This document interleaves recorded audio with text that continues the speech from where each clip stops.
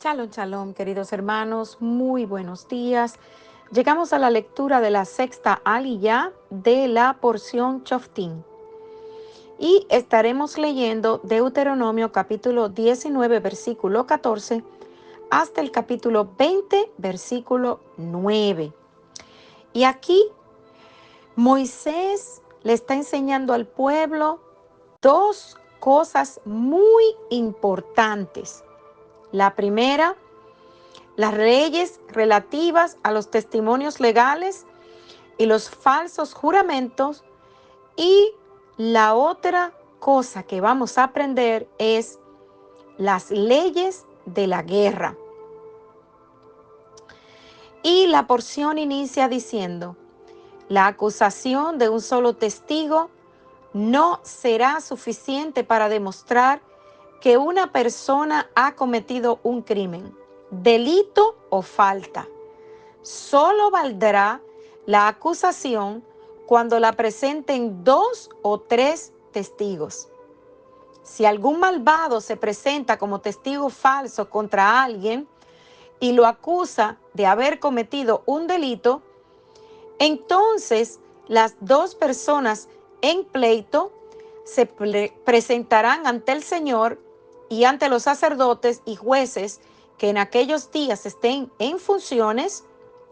Los jueces examinarán el caso con toda atención y si resulta falsa la declaración presentada por el testigo contra la otra persona, se le hará sufrir la misma sentencia que él quería para el otro. Así acabarán con la maldad que haya en medio de ustedes. Y cuando los demás lo sepan, tendrán miedo y ya no se atreverán a cometer una acción tan mala. No tengan compasión, cobren vida por vida, ojo por ojo, diente por diente, mano por mano, pie por pie. Aquí vemos, amados hermanos, la fidelidad del Eterno, su justicia. Un solo testigo nunca será suficiente para establecer un hecho en un tribunal de justicia bíblico o en una congregación. Se necesitan 2 o 3 testigos para establecer un asunto. Y esto no es solo porque es posible que un testigo mienta, invente, difame a otra persona sin que se corrobore su historia. Es porque un testigo puede estar confundido, también puede estar equivocado en su testimonio. Y esta es una medida básica de confiabilidad que debe ser más que un simple caso de mi palabra contra la tuya o mi palabra contra la de ellos. ¿Qué se ve hoy día, hermanos? Tanto en el mundo como dentro del pueblo del Eterno. ¿Estamos siendo justos? La palabra dice que cuando se levante un testigo falso contra alguno para testificar contra él, será descubierto mediante un examen cuidadoso. Y si se encuentra que es un testimonio falso, será castigado dándole el castigo, la misma pena que había sido dada al hombre al que se acusaba falsamente. Y en el juicio de Yeshua se presentaron muchos testigos falsos que se levantaron contra él y se demostró que eran falsos testigos por su testimonio confuso y contradictorio y por la manera en que se llevó a cabo todo el juicio de Yeshua. Los falsos testigos bajo la Torá debían ser ejecutados porque ese era el castigo que buscaban para Yeshua. Aquí la escritura aclara que se requiere 2 o más testigos para cualquier condena o juicio sobre cualquier ofensa. Y la Torá habla del caso de los testigos falsos. Deuteronomio 19, 16 al 17 dice: cuando se levantara testigo falso contra alguno para testificar contra él, entonces los dos litigantes se presentarán delante del Eterno y delante de los sacerdotes y los jueces que hubieren aquellos días. Si la sospecha de un falso testimonio se descubre, el juez entonces otorgará al testigo falso la pena de a quien se acusaba. Hermanos, un testigo falso es algo que tenemos que tener y mirar con mucho cuidado. Nosotros, los creyentes en Yeshua, estamos llamados a ser testigos del Eterno. Si no podemos ser buenos testigos con nuestros hermanos, ¿seremos verdaderos testigos del Eterno? El testigo de la naturaleza da confiabilidad a la esencia del Eterno. ¿Y de qué manera somos confiables, somos fieles y damos un excelente testimonio? A través del estudio de la Torá y el cumplimiento de los mandamientos del Eterno. Es la única manera en la que vamos a poder llevar un testimonio bueno a las naciones y a todos aquellos que nos rodean. Luego, la porción nos sigue hablando de las instrucciones concernientes a la guerra. Y aquí hay una enseñanza muy hermosa para nosotros. Lo primero que se menciona en el tema de la guerra es sobre una de las más poderosas armas espirituales, y es la fe, la emuná en hebreo. Dice Deuteronomio 21, cuando salgas a la guerra contra tus enemigos, si vieres caballos y carros y un pueblo más grande que tú, no tengas temor de ellos, porque el Eterno tu Dios está contigo, el que te sacó de la tierra de Egipto. Entonces, lo importante aquí es saber que el pueblo de Israel no iba solo, iba acompañado del Eterno. La victoria sobre sus enemigos no dependía ni del tamaño, ni de la capacidad, ni de qué tan grande era el ejército, ni de cuántos caballos o carros tenían, sino del poder del Eterno, quien era su defensor. Sabiendo esto, el pueblo de Israel, el pueblo del Eterno, no debería tener miedo. El problema aquí, hermanos, es que nosotros los seres humanos nos dejamos impresionar por lo que ven nuestros ojos, en lugar de guiarnos por la espiritualidad, por los ojos espirituales. No debemos sentir miedo al ver a un ejército poderoso, al ver a nuestros enemigos, porque entonces estaremos dudando del poder del Dios al que le servimos. Y el arma más poderosa para vencer el miedo es la fe. Pablo dice en Efesios 6:16, sobre todo, tomad el escudo de la fe con que pueden apagar los dardos del fuego del maligno. Y aunque los levitas no servían en el ejército como todas las demás tribus, ellos tenían un papel muy importante en las guerras. ¿Por qué? Porque, como nos relata Deuteronomio 20, ellos iban delante del ejército y al sacerdote no solo daba ánimo al pueblo, sino que los llevaba a poner sus ojos en el Eterno, de quien viene la victoria. Entonces, la Torá enseña que antes de la guerra física se realiza una guerra espiritual.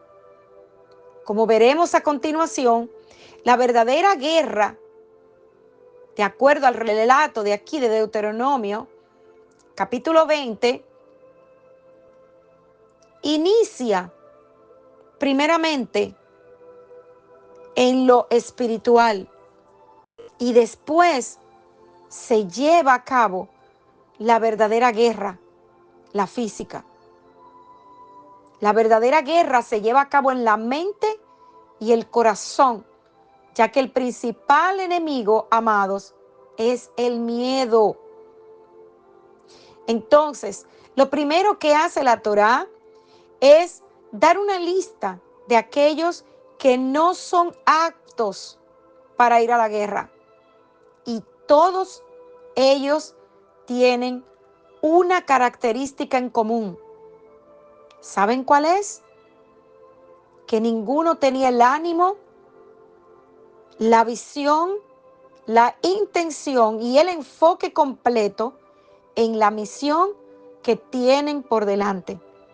Entonces, la Torá dice que aquel que había comprado o tenía una casa nueva no debía ir a la guerra. El que tenía una viña nueva, tampoco. El que estaba por compromiso a casarse o estaba recién casado, tampoco.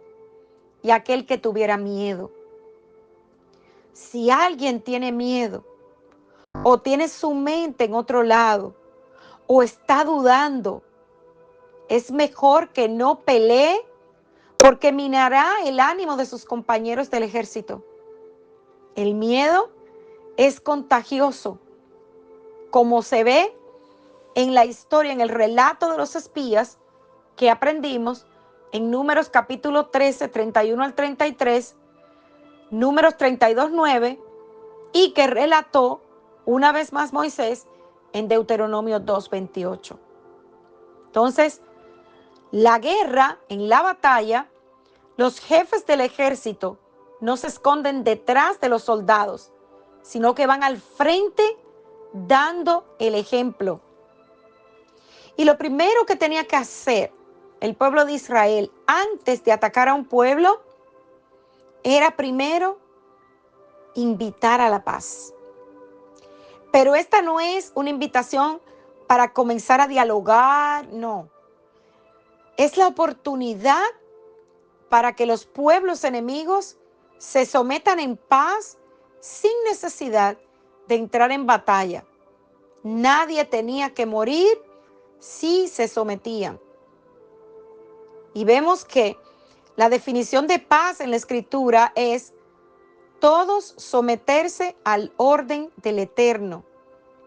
Y esa es la forma en que se logra una verdadera paz. Entonces, si el enemigo no se sometía, entonces la instrucción era sitiar, rodear la ciudad con el propósito de capturarla hasta que se rinda o fuera vencida. Entonces, esto aplica a las ciudades que están fuera del territorio de la tierra prometida, ya que todos los poblados dentro del territorio de Israel, el Eterno instruye a no dejar ni un alma con vida. ¿Por qué ese trato tan severo con los cananeos? Por el simple hecho de que si ellos no eran eliminados, los israelitas morirían eventualmente por la mala influencia que ellos representaban. Si se hubieran sometido al Eterno, se hubieran salvado, pero en su corazón no estaba el sometimiento, ni la renuncia a dioses falsos. La historia muestra, a través de la Escritura, que ninguno de los pueblos cananeos aceptó la paz, solo los de la ciudad de Gabaón. Y aunque los gabaonitas hicieron la paz por engaño, ellos finalmente se sometieron a Israel y sirvieron como cargadores de agua y leña para el templo. La Torá también instruye a los israelitas en el proceso de la guerra que no destruyan los árboles. ¿Por qué? Porque los árboles sirven para alimento. Y el único tipo de árbol que se les autorizó cortar es aquel que no produce fruto. Y esto es un símbolo espiritual, porque los hombres somos representados en la Escritura como árboles. Y aquel que no dé fruto, amados hermanos, será cortado. Será cortado del pueblo. Y otra ley que veremos más adelante en el capítulo 21 es qué se hace con el botín, las mujeres, cuando el pueblo de Israel continuara con la guerra. Y hermanos, todos estos puntos que acabamos de ver, podemos aprender de ellos cuando nos enfrentemos a gigantes, a problemas y a todo aquello que nos quita la paz. Lo primero, de acuerdo a lo que estamos viendo aquí, es presentar lo que nos está sucediendo delante del Eterno. Ir con fe.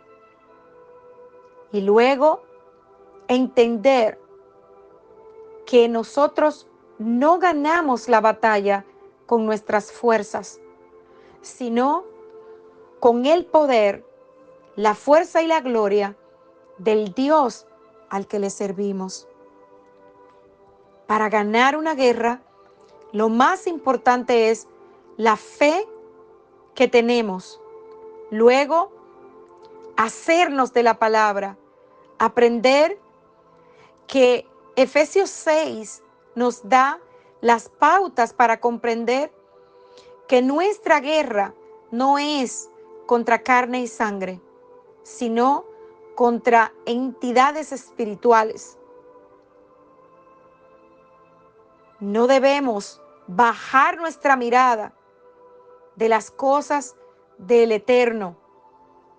Si estamos sin poder concentrarnos en ellos, si no tenemos nuestros ojos, nuestra mirada fija en las cosas del cielo, no vamos a estar aptos para la guerra ni para ganarla. Es tiempo de que hagamos una revisión de nuestra fe, de cómo nos acercamos al Eterno. Para ganar una batalla, lo más importante es qué tanto creo, cómo está mi fe con el Eterno. Shalom, shalom.